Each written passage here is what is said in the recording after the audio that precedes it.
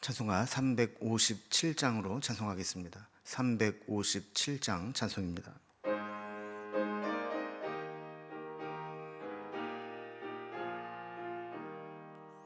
주 믿는 사람 일어나 다 힘을 합하여 이 세상 모든 마귀를 다 쳐서 멸하세.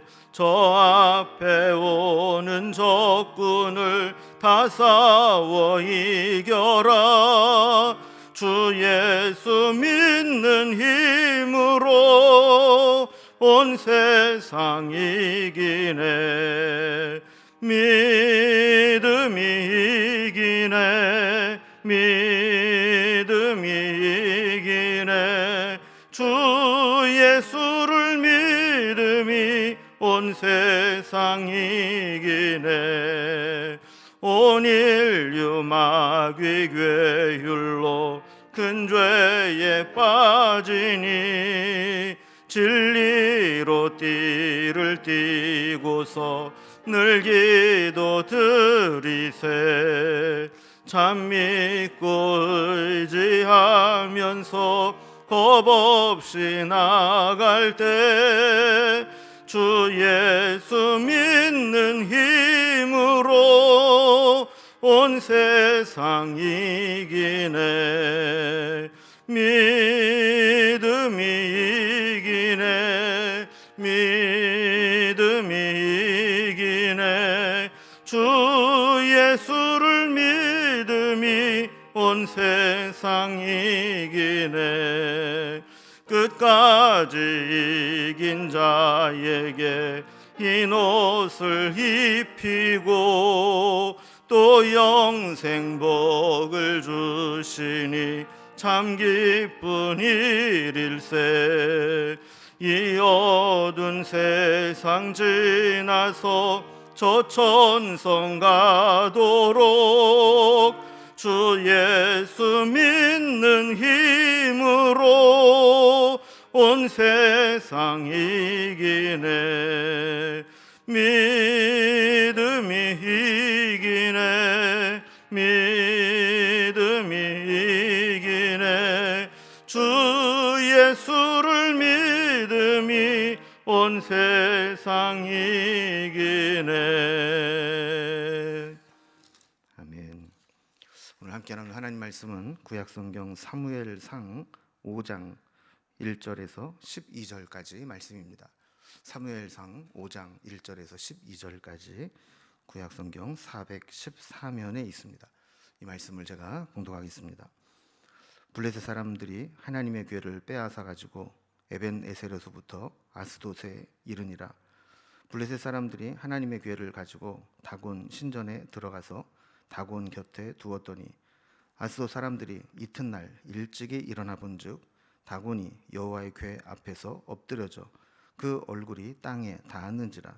그들이 다곤을 일으켜 다시 그 자리에 세웠더니 그 이튿날 아침에 그들이 일찍이 일어나 본즉 다곤이 여호와의 궤 앞에서 또 다시 엎드려져 얼굴이 땅에 닿았고 그 머리와 두 손목은 끊어져 문지방에 있고 다곤의 몸뚱이만 남았더라. 그러므로 다곤의 제사장들이나 다곤의 신전에 들어가는 자는 오늘까지 아스돗에 있는 다곤의 문지방을 밟지 아니하더라. 여호와의 손이 아스돗 사람에게 엄중히 더하사 독한 종기의 재앙으로 아스돗과 그 지역을 쳐서 망하게 하니 아스돗 사람들이 이를 보고 이르되 이스라엘 신의 궤를 우리와 함께 잊지 못하게 할지라. 그의 손이 우리와 우리 신 다곤을 친다 하고 이에 사람을 보내어 블레셋 사람들의 모든 방백을 모으고 이르되 우리가 이스라엘 신의 궤를 어찌하랴 하니 그들이 대답하되 이스라엘의 신의 궤를 가드로 옮겨가라 하므로 이스라엘 신의 궤를 옮겨갔더니 그것을 옮겨간 후에 여호와의 손이 심히 큰 환난을 그 성읍에 더하사 성읍 사람들의 작은 자와 큰 자를 다 쳐서 독한 종기가 나게 하신지라. 이에 그들이 하나님의 궤를 에그론으로 보내리라. 하나님의 궤가 에그론에 이른즉 에그론 사람이 부르짖어 이르되 그들이 우리 이스라엘 신의 궤를 우리에게로 가져다가 우리와 우리 백성을 죽이려 한다 하고 이에 사람을 보내어 블레셋 모든 방백을 모으고 이르되 이스라엘 신의 괴를 보내어 우리 있던 곳으로 그 있던 곳으로 돌아가게 하고 우리와 우리 백성이 죽임 당함을 면하게 하자 하니 이는 온 성읍이 사망의 환난을 당함이라. 거기서 하나님의 손이 엄중하심으로 죽지 아니한 사람들은 독한 종기로 치심을 당해 성읍의 부르짖음이 하늘에 사무쳤더라. 아멘.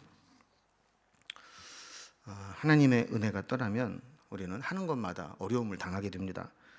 이스라엘 백성들은 하나님께 범죄함으로 하나님의 영광이 떠난 상태, 이가봇 상태인 것도 모르고 이 블레셋과의 전쟁에서 패하자 여호와의 법궤를 가지고 전쟁터로 나갔습니다. 혹시라도 하나님의 임재인 상징인 여호와의 법궤를 가지고 가면 전쟁에서 이길까 하는 마음으로 가지고 간 것이죠. 그런데 전쟁에도 패하고 법궤마저도 블레셋에게 빼앗기게 됩니다. 블레셋 사람들은 마치 자신들이 섬기는 다곤신이 여호와 하나님을 이기고 굴복시킨 것처럼 의기양양해서 여호와의 법궤를 빼앗아서 다곤신 곁에 두었습니다. 그런데 하나님은 블레셋에서 하나님의 영광을 나타내시는 것을 보게 됩니다. 여호와의 법궤를 보관한 곳마다 하나님이 재앙을 내리심으로 블레셋 사람들이 하나님을 감당할 수 없는 분이라는 것을 나타내 보이셨습니다. 오늘 본문에도 보면 이 여호와의 법궤를 가져다가 블레셋 사람들이 두었던 이 블레셋의 아스돗, 가드, 에그론에서 하나님이 어떤 일들을 행하셨고 어떤 재앙을 내리셨는가 하는 것을 잘 보여줍니다. 먼저 지도를 보면서 지명과 위치를 좀 확인해 보겠습니다. 원래 그 법궤는 실로라고 하는 곳에 있었죠. 그런데 블레셋과의 전쟁에서 밀리자 법궤를 전쟁터로 가져갑니다. 블레셋은 아벡이라는 곳에 진을 쳤고 이스라엘 백성들은 에벤에셀에 있었는데 이것에 가져간 것이죠. 중간쯤 어디에선가 전투가 벌어졌고 전쟁에서 이긴 블레셋은 법궤를 빼앗아 아스돗이라는 곳에 다곤 신전에 둔 것입니다. 그런데 그곳에 아침에 들어가 보니까 다곤 신상이 부서지고 아스돗 사람들을 독종 재앙으로 심판을 합니다. 자, 그렇게 되자 그 사람들이 안 되겠다 싶어서 방백들을 모아 회의를 한 결과 가드라는 곳으로 옮겨가게 됩니다. 그러나 가드에서도 독종 재앙이 임하게 되자 사람들은 그것을 에그론으로 옮기게 됩니다. 근데 아스돗과 가드에서 어떤 일이 있었는지를 에그론 사람들은 다 들어서 알고 있기 때문에 법궤가 들어온다는 것이 큰 두려움이 되었던 것이죠. 그래서 이 법궤를 원래 있었던 곳으로 돌려보내자 이렇게 부르짖게 됩니다. 자, 이런 내용으로 오늘 본문을 좀 단락별로 좀 구분을 해보면 먼저 첫 번째 법궤를 가지고 갔던 아스돗에서 재앙이 내린 장면이 1절에서 7절까지 나오게 됩니다. 그리고 8절에서 9절은 아스돗에서 법궤를 옮겨서 가드에 갔는데 이 가드에 어떤 재앙이 내리는지를 기록하고 있습니다. 그리고 10절에서 12절까지는 가드에서 에그론으로 옮겨갔을 때 에그론에 어떤 재앙이 임하는지 그것을 보여주고 있습니다. 단락별로 살펴봅니다. 먼저 첫 번째, 이 법궤를 첫 번째 보관한 아스돗에 어떤 일들이 있었는가, 하나님이 어떤 재앙을 내리셨는가를 살펴봅니다. 이스라엘과의 전쟁에서 이기고 여호와의 법궤를 전리품으로 가져간 블레셋은 1절에 보면 블레셋 사람들이 하나님의 궤를 빼앗아 가지고 에벤에셀부터 아스돗에 이르니라 그랬습니다. 그 에벤에셀 전투에서 빼앗아서 남쪽 해안가의 아스돗까지 오게 된 겁니다. 2절에 보면 블레셋 사람들이 하나님의 궤를 가지고 다곤 신전, 다곤 신상 곁에 두게 됩니다.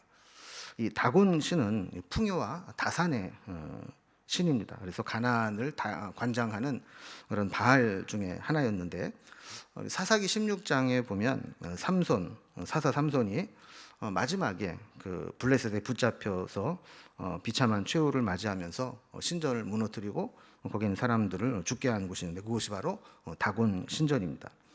이렇게 다곤은 블레셋 사람들이 주로 섬기는 블레셋의 주신 중에 하나라고 볼 수 있습니다. 전쟁에서 패배한 민족의 신상을 약탈해서 자기 신상 곁에 두는 것이 상례였는데 하나님은 형상이 없기 때문에 하나님의 형상의 상징인 임재의 상징인 이제 법궤를 빼앗아 간 것이죠. 자, 그들은 그렇게 하나님의 임재의 상징인 법궤를 빼앗아서 자기 신상 밑에 굴복하는 것처럼 두면서 민족의 사기를 꺾어서 영구히 지배하고 다시 재기하지 못하도록 심리적으로 압박을 가하는 겁니다. 그리고 그들이 섬기는 신 역시 자신들의 신의 지배 아래 두겠다 하는 것을 가시적으로 보여주는 것이죠. 자, 이스라엘 백성들이 하나님을 두려워하지 않고 자기 마음대로 법궤를 이리저리 가지고 다니다 보니까 블레셋도 하나님을 만만하게 보게 된 겁니다. 그래서 이 법궤를 다곤 신을 섬기는 것처럼 그렇게 밑에 둔 것이죠. 여러분, 오늘날에도 마찬가지입니다. 성도들이 올바르게 살아가지 않으면 세상은 교회와 성도들을 우습게 여기게 되는 겁니다. 자, 그런데 이제 다음 날 아침에 다곤 신전에 그들이 들어가 보니까 아스도 사람들이 깜짝 놀랄 만한 일이 생겼습니다. 3절에 보면 아스돗 사람들이 이튿날 일찍이 일어나 본즉 다곤이 여호와의 궤 앞에서 엎드려져 그 얼굴이 땅에 닿았는지라. 그들이 다곤을 일으켜 다시 그 자리에 세웠더니 그랬습니다. 그러니까 블레셋 사람들의 바램과는 정반대 현상이 일어난 겁니다. 오히려 이 법궤를 그 밑에다 두고 다곤 신을 섬기는 형색을 만들려고 했는데 아침에 가보니까 다곤 신상이 오히려 여호와의 법궤 쪽으로 엎드려져서 절하듯 얼굴을 땅에 대고 쓰러져 있는 겁니다. 그들은 깜짝 놀라서 이 다곤 신상을 원래 제자리로 세우게 됩니다. 근데 그 다음날 보니까 더 엄청난 일이 일어나 있습니다. 4절에 보면 그 이튿날 아침에 그들이 일찍이 일어나 본즉 다곤이 여호와의 궤 앞에서 또다시 엎드려져 얼굴이 땅에 닿고 그 머리와 두 손목은 끊어져 문지방에 있고 다곤의 몸뚱이만 남았더라 그랬습니다. 그 다음 날 가서 보니까 단순히 이제 다곤 신상이 이렇게 엎어져 있는 정도가 아니고 몸뚱아리는 이제 쓰러져 있는데 얼굴도 머리도 또 두 손목도 잘려서 저쪽 문지방 쪽에 가 있고 이 몸뚱아리만 이렇게 절하듯이 엎어져 있는 겁니다. 마치 전쟁에서 패한 포로가 처형을 당하거나 또 하나님께 이 제물을 바치기 위해서 각을 뜬 것을 연상케 하는 그런 모습이죠. 그러니까 결국 다곤은 하나님 앞에서 이렇게 무기력하고 비참하게 패배한 신이 되었다라는 것을 하나님이 친히 나타내신 겁니다.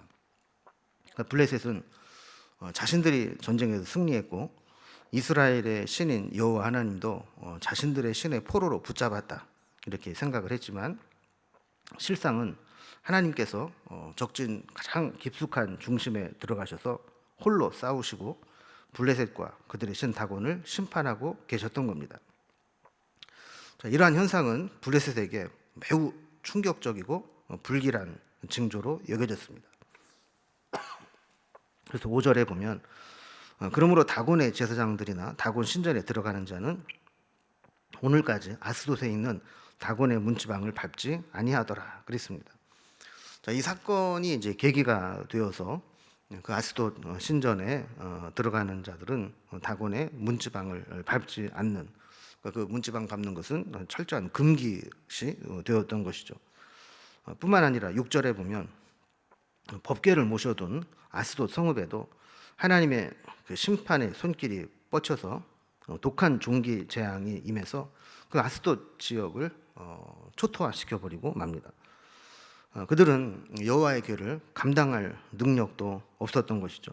그래서 7절에 보면 아스돗 사람들이 이를 보고 이르되 이스라엘 신의 궤를 우리와 함께 있지 못하게 할지라 그의 손이 우리와 우리 신 다곤을 친다 하고 그랬습니다. 그러니까 도저히 그 이스라엘 신의 궤를 감당하지 못하겠다 하면서 그를 다른 곳으로 옮겨가기를 원했던 것입니다. 자, 이렇게 해서 그 처음에 있었던 아스돗에서 여호와의 궤를 감당하지 못하게 되자 이제 두 번째 단락을 보면 이제 법궤가 가드라는 지역으로 옮겨가게 되는데 이 가드에서도 역시 여호와의 궤를 감당하지 못하고 재앙이 임하게 됩니다. 그래서 8절에 보면 아스돗 사람들이 블레셋 방백 회의를 열어서 이스라엘 신의 궤를 감당할 수 없으니 우리가 어찌하랴 하면서 다른 곳으로 좀 옮겨달라 이렇게 했고, 방백들은 여호와의 궤를 가드로 옮겨가라 그렇게 해서 이 이스라엘 신의 궤를 가드로 옮기게 됩니다.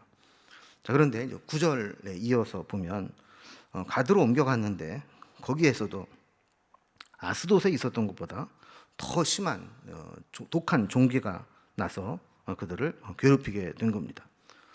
결국 가드 사람들도 이 여호와의 궤로 인해서 하나님이 내리시는 환난을 감당하지 못하고 그것을 다른 곳으로 옮겨가도록 합니다. 세 번째 단락을 보면 이렇게 옮겨간 곳이 에그론입니다. 에그론 역시 여호와의 궤가 들어갈 때 그곳에 재앙이 임하게 됩니다. 아마 처음에는 여호와의 궤를 대수롭지 않게 여겼던 것 같습니다. 그런데 아스돗과 가드에서 독한 종기가 나고 또 다곤 신상이 막 쓰러지고 부서지는 일들이 소문이 나면서 이 에그론에 오는 것을 사람들이 반대할 수밖에 없는 거죠.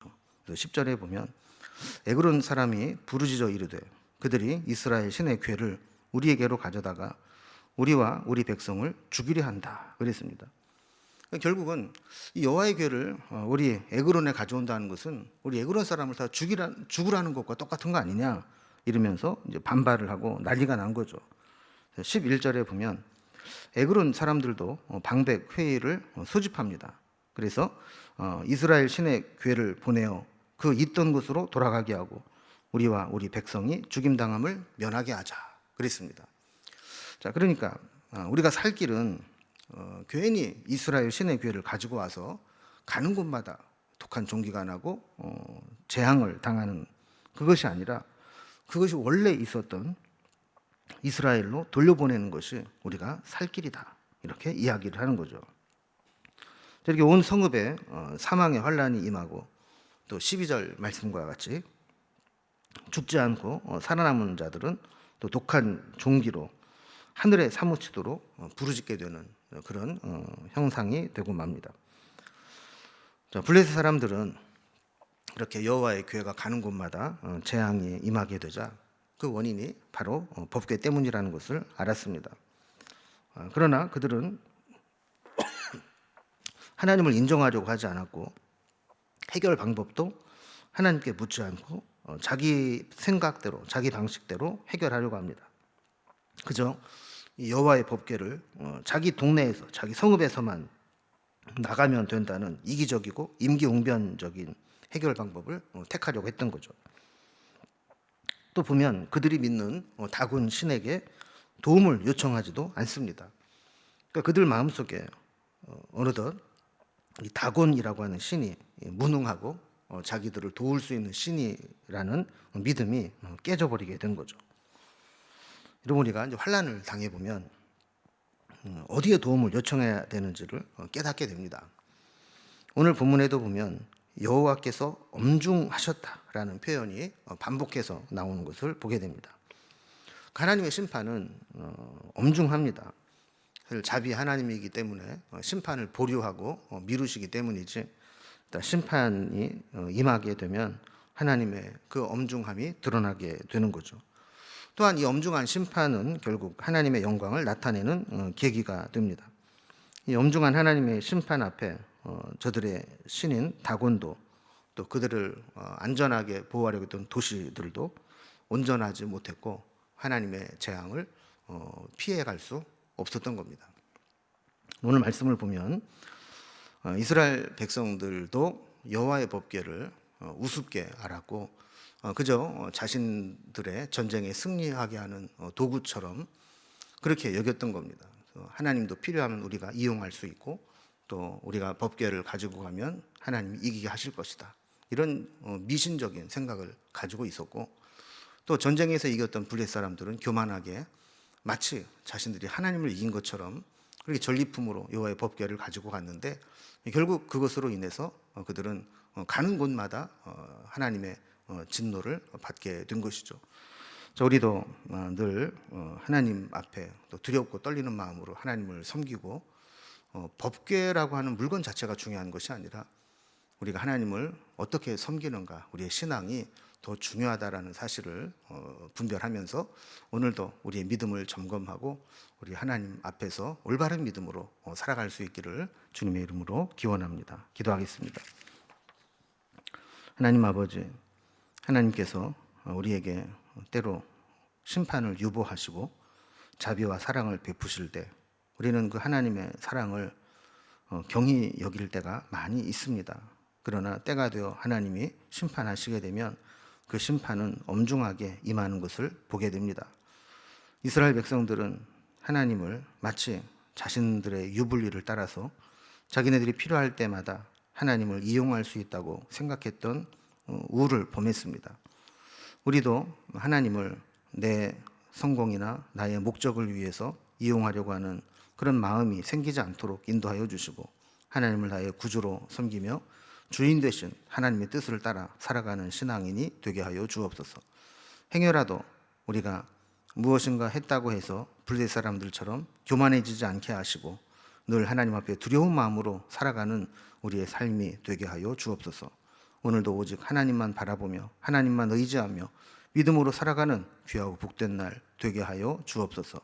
우리의 기도를 들어주시는 예수님의 이름으로 기도드리옵나이다. 아멘. 각자의 기도 제목들로 자유롭게 기도하시겠습니다.